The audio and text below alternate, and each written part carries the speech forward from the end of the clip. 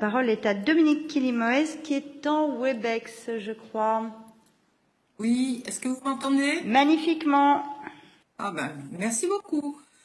Merci Madame la maire. Madame la maire, mes chers collègues, nous entendons remonter ces derniers temps la vieille rengaine trompeuse qui veut que la vitalité d'une société se juge à son uniformité démographique et culturelle, à l'absence de différence, comme si la pureté pouvait être autre chose que mortifère s'agissant de sociétés humaines.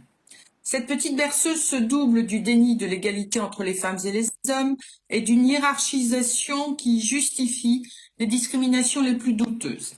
Alors que cette petite musique rogne tous les jours davantage notre débat public, il est plus important que jamais d'affirmer avec force nos valeurs de solidarité et d'égalité.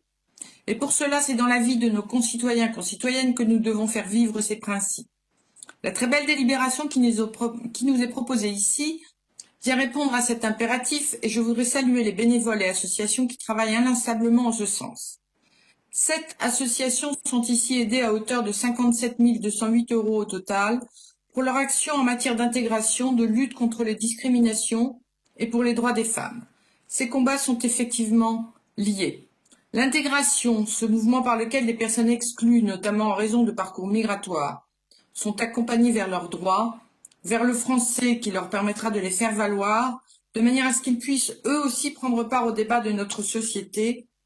C'est aussi ainsi que nous permettons à notre société de connaître leurs talents, leurs voix particulières et de s'enrichir de leurs apports.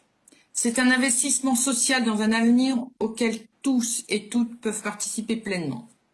Le Centre Alpha choisi, ainsi que la Fédération des centres sociaux de Paris et l'Association français langue d'accueil, réalise ainsi un travail précieux autour de l'apprentissage de la langue et de la culture française pour permettre une meilleure intégration.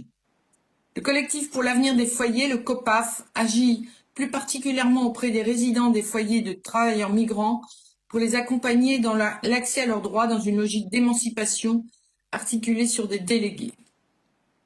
L'association Ayem Zamen, le temps jadis, agit quant à elle plus particulièrement en direction des seniors, les accompagne pour les démarches administratives diverses, dont la retraite, et leur propose des moments conviviaux pour lutter contre leur isolement.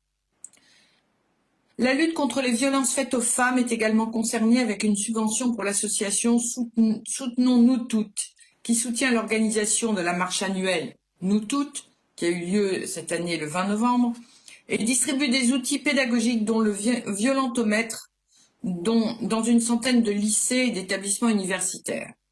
Enfin, l'association d'entraide Les Séropotes agit quant à elle envers les personnes vivant avec le VIH pour lutter contre leur isolement et contre les discriminations dont elles peuvent faire l'objet.